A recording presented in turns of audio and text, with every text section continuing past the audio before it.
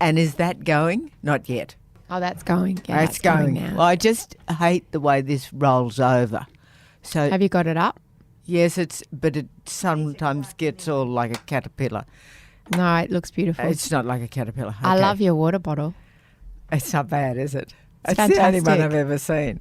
Yeah. Where did you find it? It's got a picture of Bob on it. I found it.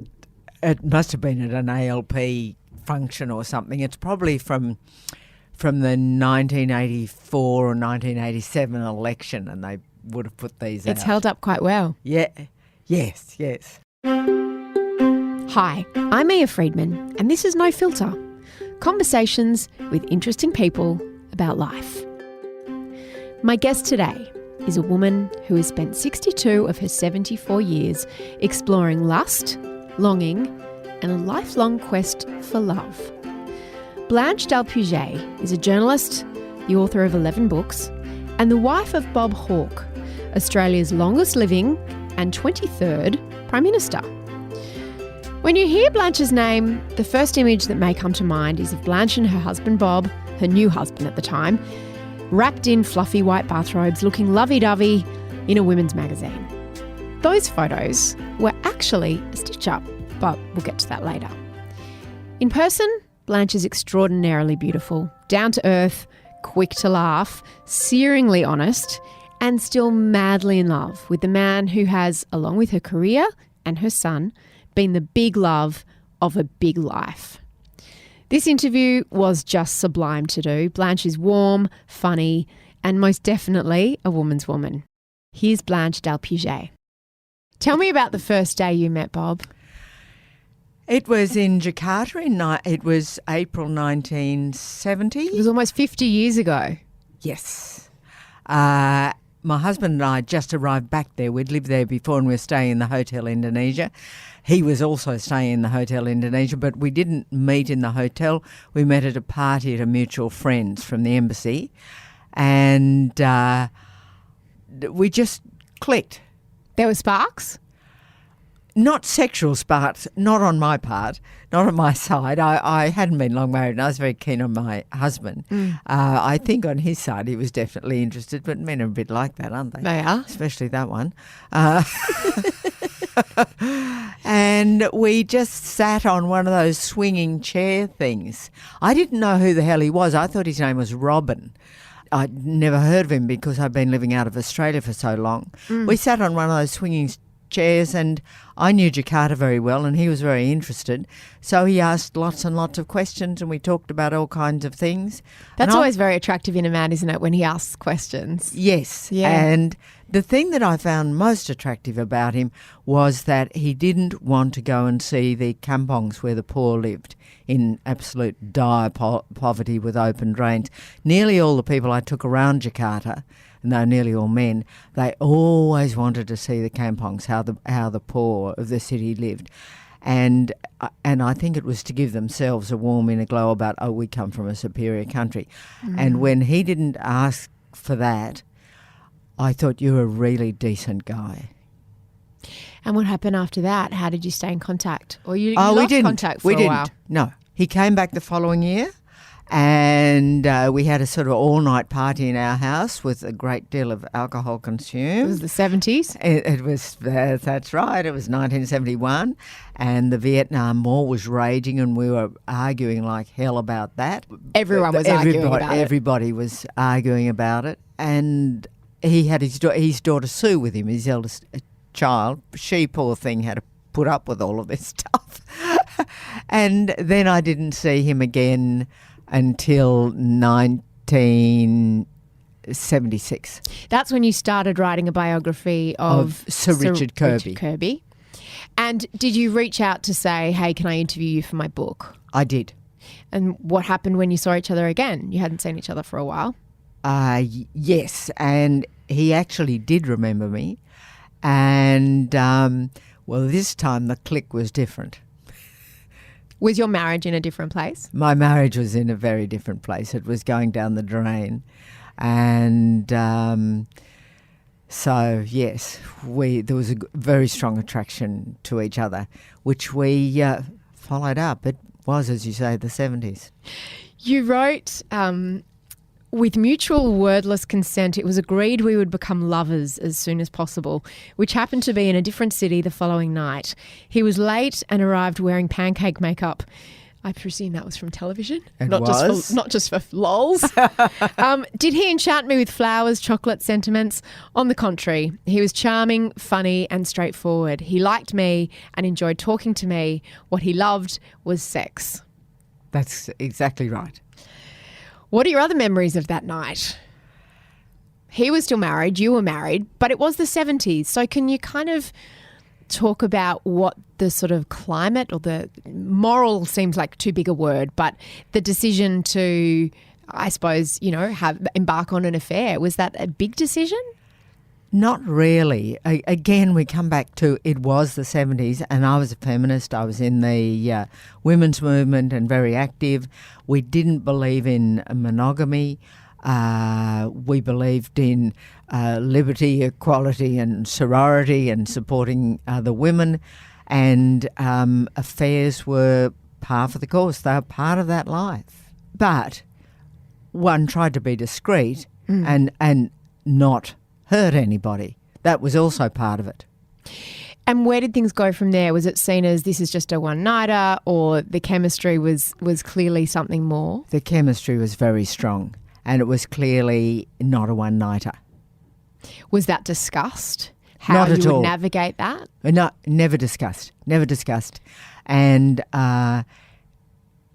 it just sort of flowed at its own pace. And so there was that night, and then I didn't hear from him at all for 3 weeks until he turned up in town again and said, "Can you get out?" It's funny thinking of a time before electronic communication where you couldn't stay in constant contact. I suppose you could have written letters to each other. That would have been very foolish. But Bob doesn't strike me as the letter-writing sentimental type, is he? No. So they would have been one-way letters from you. Yes. And, of course, they would leave a trail of evidence. Exactly. So to be discreet, I suppose, which sort of is so much about what the name of your book on lust and longing, that idea of longing, these periods when you can't be together. Yes. How did you navigate that, and how did you sort of reconcile it as it wasn't just sex, you wanted to be with him for more than that? I honestly at the time didn't want to be with him for more than sex. I only wanted to be with him for sex.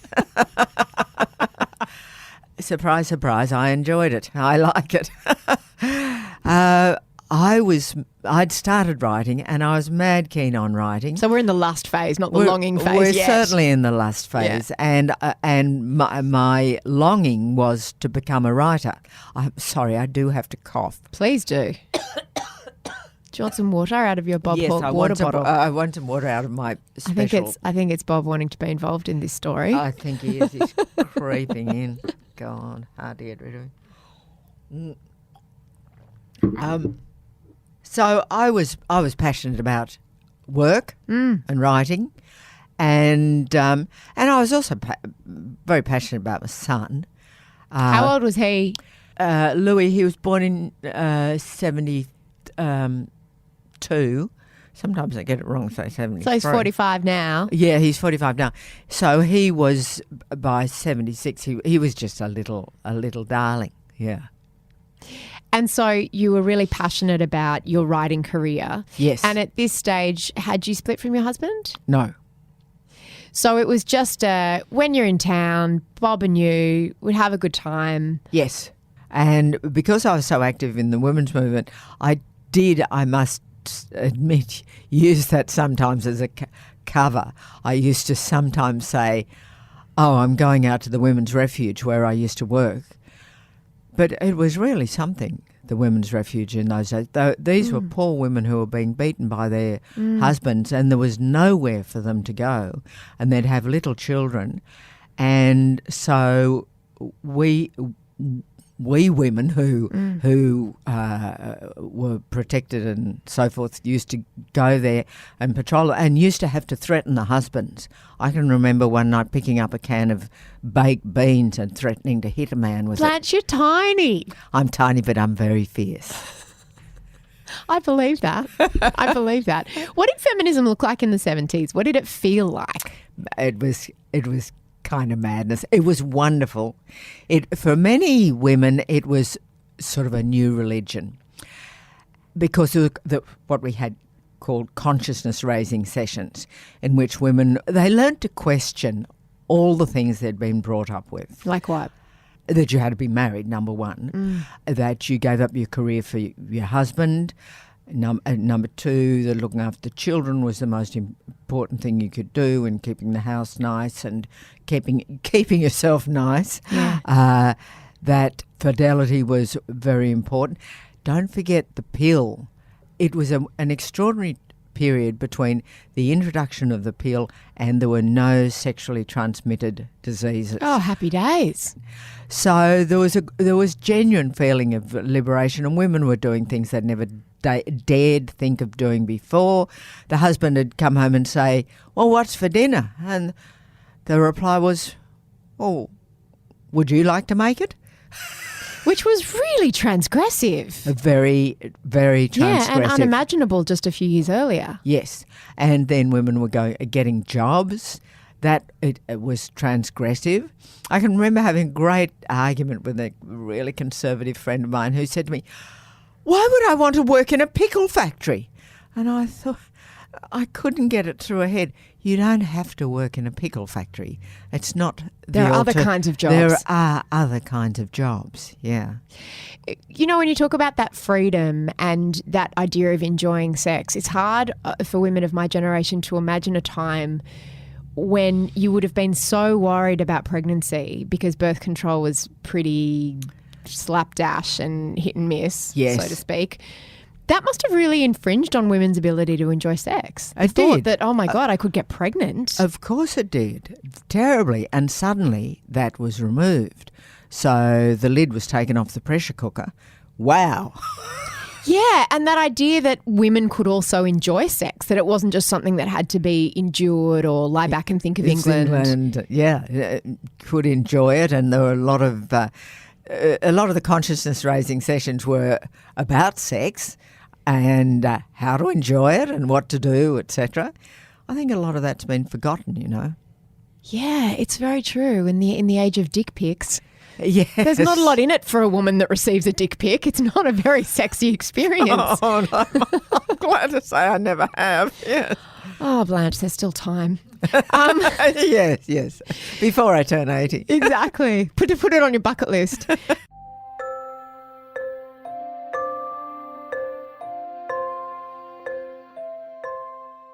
When did things really shift between you and Bob? When did it turn from lust to love for you? Oh, within a couple of years. Every time he was in town, that is in Canberra, yeah, or I was in Melbourne, mm-hmm, or in Sydney doing research, we would hook up. And so within two years it had turned into love. I knew he had lots and lots of other women, lots of, and some very long time favourites. How did you become aware of that? Because you write in your book, you said you came to realise that he was having affairs all over the country and that his love life was a kind of freewheeling, decentralised harem with 4 or 5 favourites and a shoe sale queue of one-night stands. Yes. I love it. How did you become aware of that, or did he just never try to hide it? I'm not sure.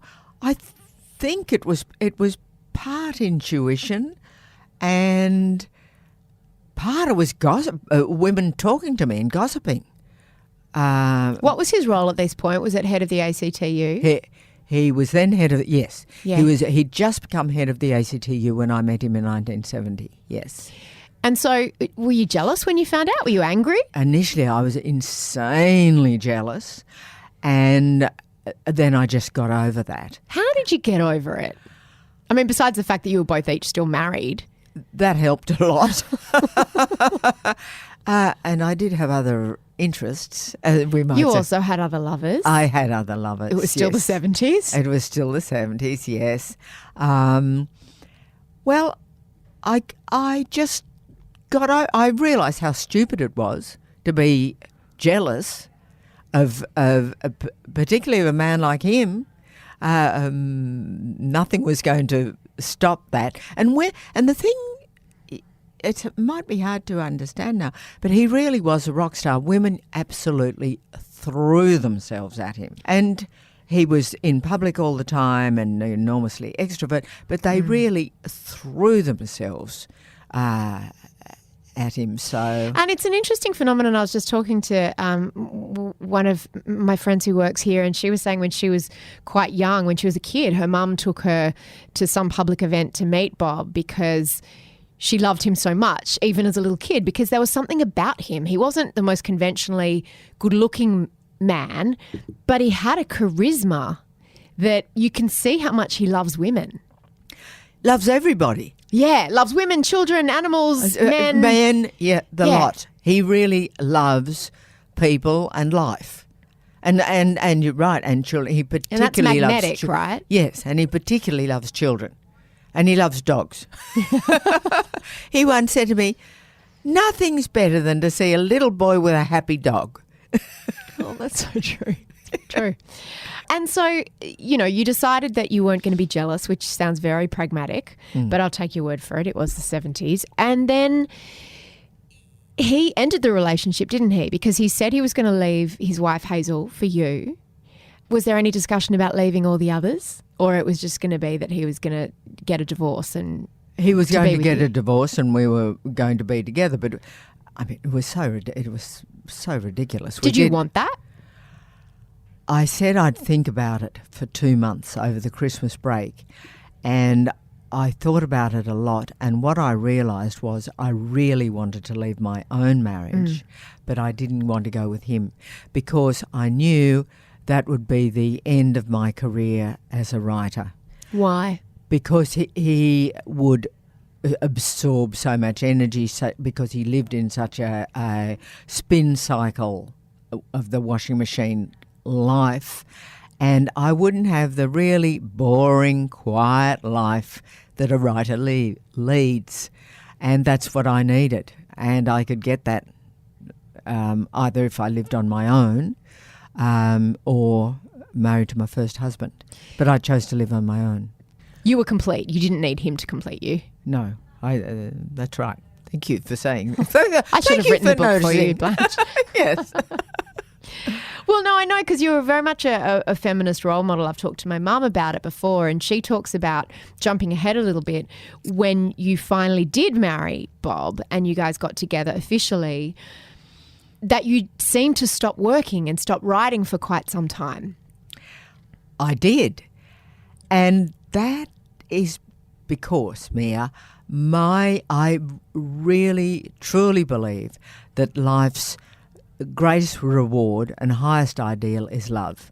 And I'd waited a long while for this relationship. We were madly in love with each other.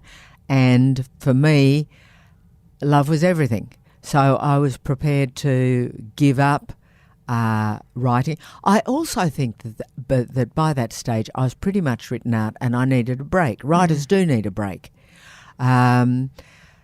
So, yes, I gave up writing. We set up a business together, a consultancy business, and he'd set it up and I joined as a director. And then we just travelled every 6 weeks. So it was wonderfully exciting and very, very stimulating. And I started to get from that not new material for a book as it would turn out, but just a wider perspective on the world than I'd had beforehand. There was 30 years 25 years between meeting him and getting married. Your relationship went through so many phases in that time, from the just quite a physical thing to more serious, to then a long period of time where you didn't see each other. Apart. You're Yes. apart. Yes. Tell me about what that was like and what precipitated it. Well, what precipitated it was that he had decided he wanted to go into Parliament, and the only thing he wanted to do in Parliament was to become Prime Minister, and he couldn't become Prime Minister if he were divorced back in those days. It was the early 80s? Yep. And we couldn't go on. So Yes. so you said it would have leaked, so he had to end it. Or you had he to had to decide end it. together. I wanted to end it too. Why did you want to end it? Well, I was terribly angry with him for asking me to marry him, and I thought about it and I realised I wanted to leave my husband, and then Bob was still keen on the marriage idea, and so we went along assuming that was what was going to happen next. But I kept on thinking, what about Louis? How I can't leave him in Canberra. I can't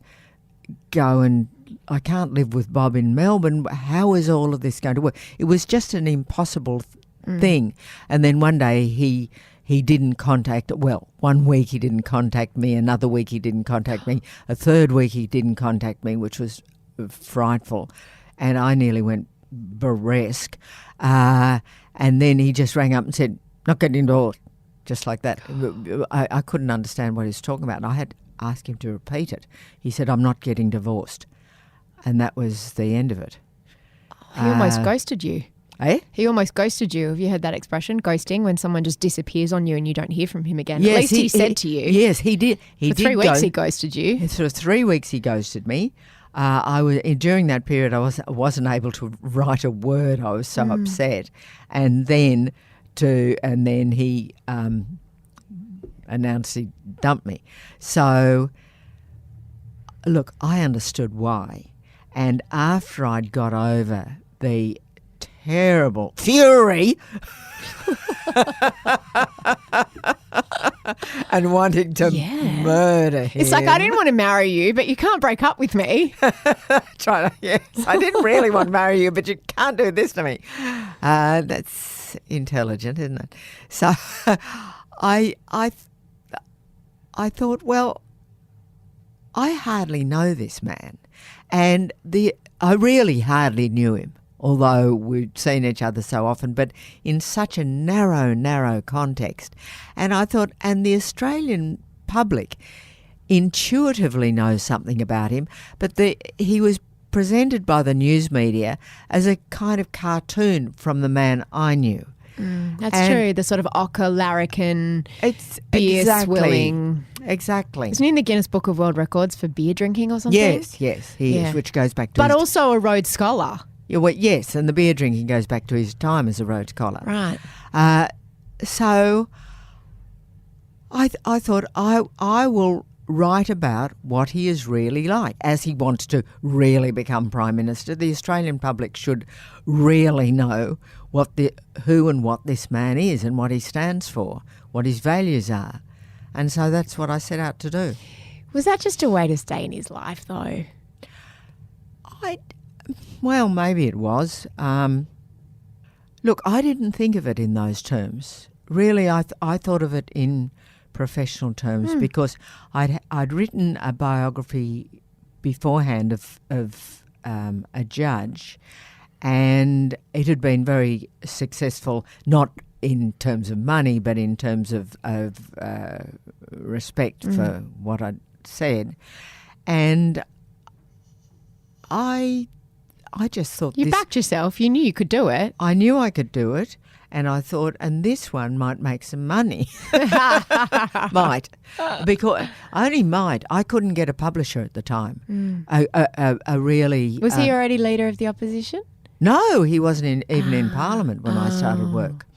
And people I went to, the publisher said to me, oh no, he's finished. He's had it, because he'd had a huge and ridiculous fight in Adelaide, and in which he'd very vulgarly abused Bill Hayden, who was the leader of the opposition, and the whole of the press corps had written him off as a ratbag and self-destructive and so forth, and he was, because he was still drinking. And when I started writing, I had a few doubts because he was still drinking, but about whether he'd go the distance. He was going to either self-destruct or he was going to make it, and the self-destruction was going to be through grog. And I do think I helped him stop drinking. Because did you ever say to him, you've got to stop drinking or you're not going to become Prime Minister? Oh, Or it wasn't that simple? I and about 10,000. Yeah, right. I and all his close friends all said the same thing to him. And Hazel would have said it to him a million times too. And what finally made him stop? Well, I went down and interviewed his family in South Australia, and I came back and told him the stories that they had told me about how against drink his mother was, and that she'd enrolled him in this band of little Nazarenes and at the age of 8 he was sworn never to let alcohol pass his lips. I mean, how to turn your son into a drunk. But Didn't work? yeah. Yes, but of Good course job. she didn't. People were wise after the event. And bringing all of that family stuff back to him was very, very shocking, because I think he'd conveniently suppressed it all. Yeah. How much did Hazel know about you? Quite a bit. Look, you never know how much somebody else knows about you, but she certainly knew of me. She knew Bob was had been in love with me. She knew he'd wanted to marry me. Yeah. Because he's not the kind of guy who can keep a lot of secrets, it would seem. He's not. And He's a very bad liar. His nature, I mean, was obvious to you and was no doubt obvious to her, being married to him for that long. Did she kind of turn a blind eye? I honestly don't know that. He had a very long-term relationship with his personal assistant. A 20-year relationship, you said, yeah. Yes, far predated me. So Hazel, much more disliked that woman than me. And apparently there was some other silly woman who stalked him and rang him at home and so forth.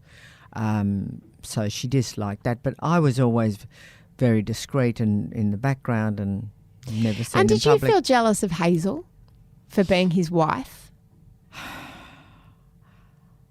At this distance, I honestly can't answer that. But I think the honest answer is probably yes. I think the lover always feels jealous of the wife because the wife's got ownership. Well, that's where he's going home every night, isn't it? Yes. Whatever that's going to be like, and you don't know. And he and I had a sort of an unspoken, honourable agreement. Neither of us ever talked about our spouses. I didn't talk about my husband. He didn't talk about Hazel. So I honestly don't know that. What it was like, except friends have told me that it was pretty ugly. Their friends who used to go to the house. So you were apart for, 6 years? Yeah. And how did things start? And when you were writing the book, did he not try it on? You know, it's late at night, we're still talking, interviews. Very first night when he was still drinking, he did. Every night, did he try it on? No. Right, no. just that first time. Because it took a long time it takes a long time to write a book. You have to spend a lot of time with your subject if you're writing a biography. You have to spend much more time with other people, actually. Oh, okay. Much more time. So the times I spent with him were nothing compared with the times I spent with others. So he tried it on and you said, no, we've broken up. We've broken up, yeah. And then when did you get back together? In 1990. No, that can't be right. 1988. So he'd left the Prime Ministership by then? Not quite. He just made the Kirribilli agreement. I see. That was the agreement where... The agreement was made at Kirribilli House, the Prime Minister's house in Sydney, and it was an agreement with Paul Keating that in 2 years Bob would step down and Keating could take over as Prime Minister. And so suddenly Bob obviously felt, freedom. Yeah. Because he knew that he couldn't divorce Hazel while he was in office. No. That was never going to happen. That was never going to happen. It had to be on the other side of that. Yes. But no sitting Prime Minister, I mean, I can't think of any Prime Minister who's ever actually stood down willingly No one really goes of their own accord, do they? Menzies did, but he was ill. And he'd also been Prime Minister for a very, very long while, and he was getting old. And if Harold Holt was to have any chance at all, he had to go when he did. And so the Kirribilli Agreement famously didn't quite work out in the way it was intended. And when did you realise he was the big love of your life? I mean, obviously before now. Probably after we resumed in 88, but I think it wouldn't have been until 89 or 90 it became more increasingly intense. And it became hard to be apart? Yes, but we weren't so far apart because as soon as he ceased being Prime Minister, which was December 91, he moved from Canberra to Sydney, and I was already by then living in Sydney. And he moved. I was living in Wallara, and he and Hazel moved into a hotel in Double Bay, so it was just down the street. And why wouldn't he leave her at this stage? Well, she was not well. That was number one. She'd had a tumour on her pituitary gland, so he wouldn't think of leaving her. And I don't think at any stage really then did he think of leaving her. It wasn't until 93 when something happened to me that he suddenly realised he couldn't live without me. What happened to you in 93? I was in a seaplane. I was up in far north Queensland. I was doing a story for the New York Times on the Great Barrier Reef, and the seaplane crashed into the sea. And we had to swim out a window. Oh, my God. There were 6 passengers and the pilot, and we were very lucky to be alive because we all grabbed onto the wings, and avgas was pouring out of them and covering us. And it's very, very burny, I can assure you. I don't recommend a bath in avgas at any stage. And fortunately, a yachtsman was moored not too far away, and he had a motorised dinghy, and he leapt in his dinghy and came rushing over. We all grabbed onto the dinghy and the plane sank. But when we got ashore onto Hamilton Island, we were allowed to make one phone call, and the one phone call I made was to our go-between, the man who kept us in. He was our secret contact, but he was a drama queen, and he rang up Bob and he said, "Bob, Blanche has been in a plane crash," and paused, and Bob said in that moment he felt himself die. And then the man added, "But she's all right." But it was just that instant, and he knew then that it was, had I died, it would have been his life wouldn't have been worth living. What's it like when you don't have to hide anymore? Oh, it was marvellous. It was absolutely marvellous. But the interesting... Does it take a while to get used to, though? Like, you're just in the other room. Oh, yeah, we can go out and have dinner together in a we restaurant. can hold hands in public. How wonderful. That was absolutely marvellous. But what I found very interesting, I cleaned out the storeroom a couple of weeks ago, and I had newspaper articles and magazines back, I don't know how many years, and I hadn't realised that I was actually quite famous. But before I was with Bob, and up until 1994, I really was the golden girl, and I was one of the 50 most eligible women in Australia, and my writing was all terrific and so forth. Come 94 and I'm with Bob, suddenly I am the world's worst person. And, Mrs. Caligula sort of thing. And the idea of you as being a trophy wife. I was a trophy wife. All my other books, which were sold in a number of languages, my novels and so forth, that was all ignored. I just became Bob Hawke's biographer. So I couldn't write. I was reduced in size. And Mia, I have to tell you, unfortunately, the worst people are women, were other women. How did that play out before the days of social media? How did women's displeasure make itself known to you? Articles they wrote, things they said to friends. I had a very good friend, another writer, and she said to me, Blanche, the rancour against you is unbelievable. I had no idea. Why do you think that was? Look, I've thought about it. I think it was fear mostly. I think it was women thinking, oh, that could happen to me. Some minx could come along and take my bloke. As if he had no agency.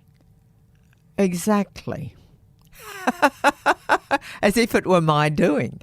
And the suggestion that I'd broken their marriage was horrendous. I hadn't. It had been broken for a very long while, and we'd been in love for a very long while. Yeah. It was just grotesque, really.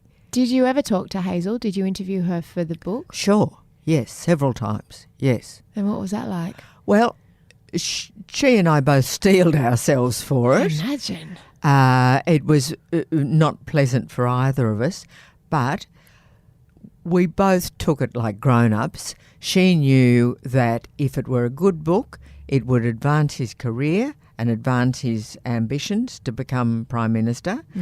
And I interviewed her right after, soon after he'd stopped drinking, which showed her that he really was serious, and so that everything she'd put up with from the women and the drinking and blah, blah, blah, could all now be coming to what was her very justified reward, and that is that she would live in the lodge and have Kirribilli House and have the status of being the Prime Minister's wife. So I think all of those things came into her thinking. He'd had to persuade her very strongly to be interviewed by me. She really didn't want to, but she came around and agreed, and we were just very straight with each other. Oh, the elephants in the room during that conversation, my goodness. Yeah, I guess so. Did you speak to her after the divorce, or it was just... Yes, sure, because we had to talk about the kids on occasions. Yeah. Her kids and... Yes, but her and Bob's kids, yes. And how did you forge a relationship? And we would see each other socially sometimes at Christmas, for example, in Sue's house. Yeah. There was this sense, I suppose, publicly that people had to choose a side. Were they Team Hazel or Team Blanche? Yes. Why do people think that? Yeah. As if Hazel didn't have any agency either. Yeah. It's insulting to everybody. They don't have to choose sides. And a number of our friends didn't at all. They stayed good friends with Hazel and they were good friends with me.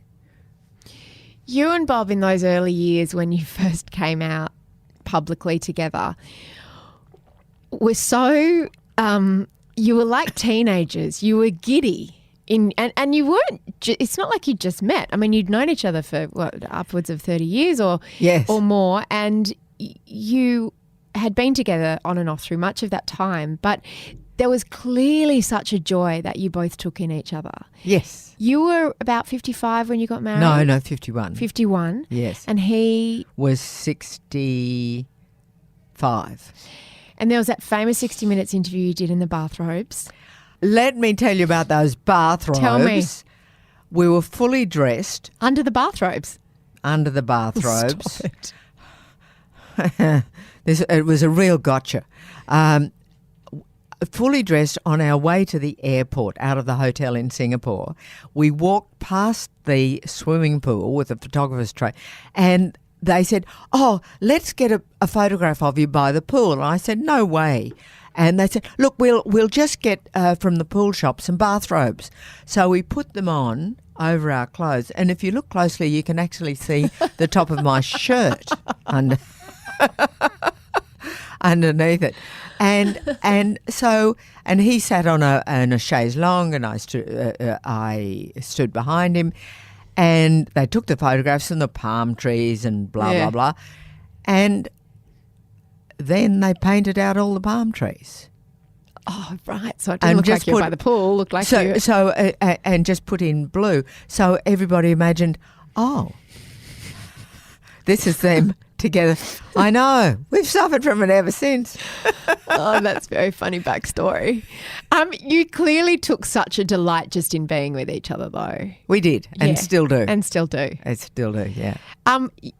Lust is part of the title of your book, and you've talked a lot about your and Bob's chemistry. You've, had a sexual relationship on and off for 50 years. Mm-hmm. How does sex change as you get older?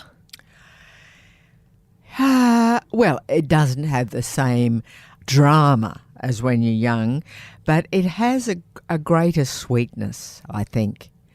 Like late-picked grapes make late-picked stickies, as they're called. Yeah. Trying to think of the other Blanche, word. We're getting into such bad metaphors here. A very, very bad word there.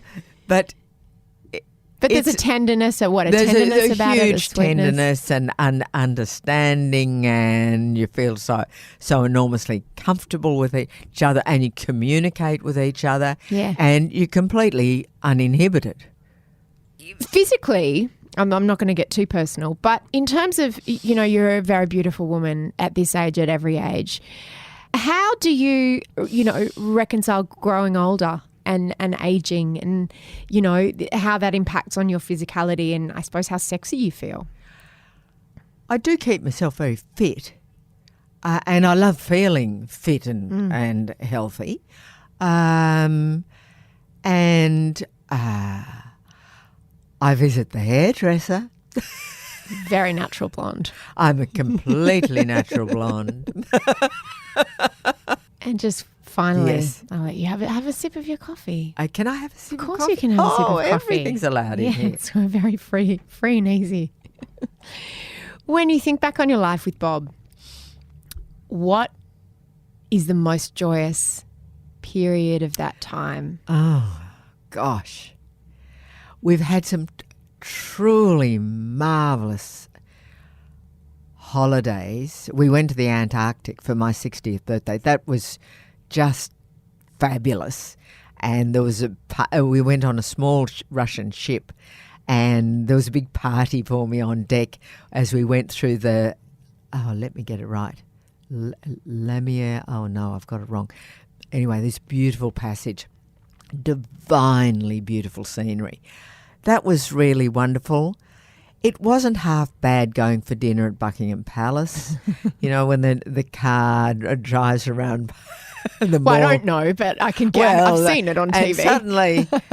And suddenly, it turns left through the gates of Buckingham, into the gates of Buckingham Palace, and there's the red carpet and all those men with the big bear skins on their supposed bear skins on their heads, and footmen and so forth. And I thought, wow, this is very, very wow. But with him, I think honestly the happiest times when we were out fishing. Just being together. Just being together, yes. And either at home reading, or if we weren't at home reading, out catching fish on a boat. You like to fish? Yes, I was brought up fishing, and he's mad keen on fishing, and he's mad keen on golf, in which I have no interest whatsoever. But that was always great fun, and we have competitions who'd get the first fish.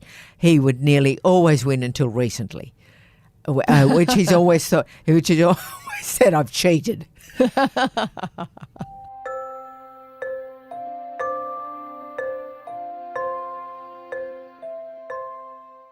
Something I didn't get to ask you about, that in fact is how your book opens, is with this extraordinary, you call it a love affair, but it was really sexual abuse by a 55-year-old neighbour who was a pedophile when you were 12. Yes.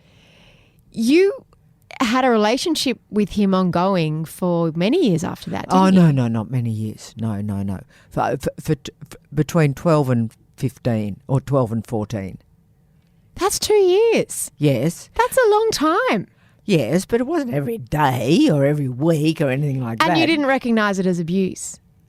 No, and it wasn't abuse.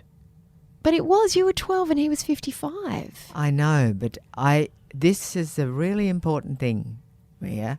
Women, however, whether they're 12 or 200, must never give away their power. And I never gave away my power to that man. And so I never felt in his power. I always felt completely free agent, that I could just walk away from him at any stage. But I had something which these poor children who are abused by teachers and priests and scoutmasters and God knows what didn't have. And that was, I had a seriously terrifying father who was violent towards you violent, and your mother. Yes, and would have been much more violent to this man who was frightened of him. He was a judge, this man. He was a district court judge, that's true. Yes, but he knew that if I ever told my father, his neck would have been broken. Was he ever caught or charged or...? Never charged, never caught, gave the most horrendous sentences, horrendously harsh sentences to sex offenders. It's going to come out in a book next year about him. The author wrote to me and asked, is it him that you wrote about? And I confirmed that it was him because he was notorious in the harshness of his sentences. While at the same time being a sexual predator. Well, yes. I thought of you a lot around the whole Barnaby Joyce thing, with Vicky Campion, because as much as we like to think attitudes have changed, they haven't really. I mean, how did you view that whole sordid chapter? Well, I didn't view it as sordid to start with. I think the media made it sordid. I felt a great deal of compassion for both of them, and for Barnaby's wife, who apparently didn't know about the relationship. That one doesn't know what she did or didn't know, but he clearly had been unhappy in his marital relationship for some time. He actually said that in Parliament. And I think she used the expression, his wife, he's a hard dog to keep on the porch. Oh, did she say that? She said, I don't know if she said it publicly, but she was reported to have said it, which is something that could have been said about Bob, I imagine. That kind of guy. Yes. Yeah. Exactly. And it was originally Hillary Clinton said it of Bill. Okay, that's maybe where that's what. Okay, yes. No, you're 100% right. Hillary said it of Bill. Yes. So I think it was then maybe paraphrased around Barnaby, but could have also been said about Bob. Absolutely. Yeah. And before me, he was an impossible dog to keep on the porch. So I thought he was madly, I hope it's still the truth, that he was madly in love with her and it's mutual. And I thought he did and he doesn't know if he's the father of the child or not. And so I thought it was extraordinarily honourable of him to say, whether I'm the father of this baby or I'm not, I love her and I'm going to bring up the baby as my own. And how many guys have, excuse me saying this, the balls to say that and mean it? And I hope that's how it happens. I mean, I hope it's his baby. But.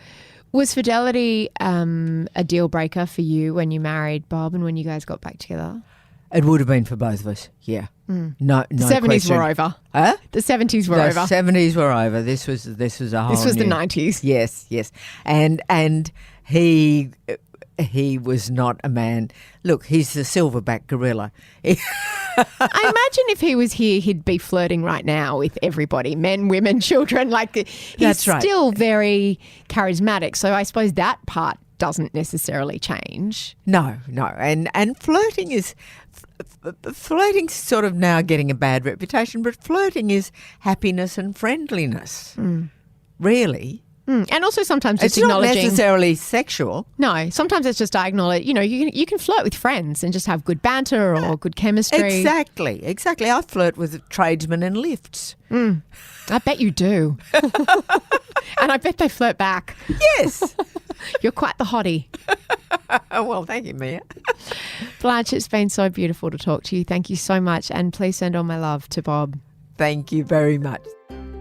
Thanks for listening to No Filter this week. You can find Blanche's book on lust and longing. It's so fantastic. It's at any good bookstore, or you can get it online at apple.co/Mamma Mia. You'll find all the books of many of the people that we've interviewed here on this podcast. The producer of No Filter is Eliza Ratliff, and I will see you at home on the homepage, mamamia.com.au.